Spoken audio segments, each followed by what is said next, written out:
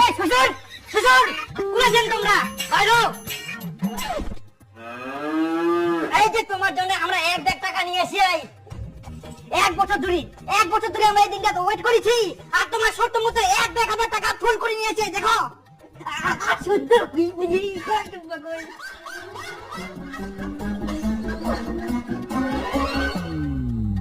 কি করে রিঙ্কি শেষ করে সোজা তোমার শ্বশুর বাড়িতে চলে এসো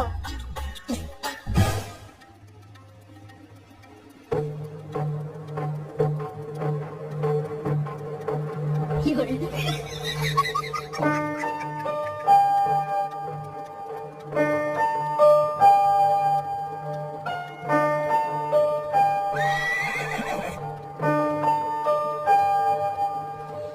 এইটা তো কথা ছিল নি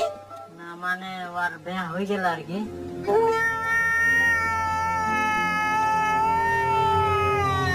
কি বলি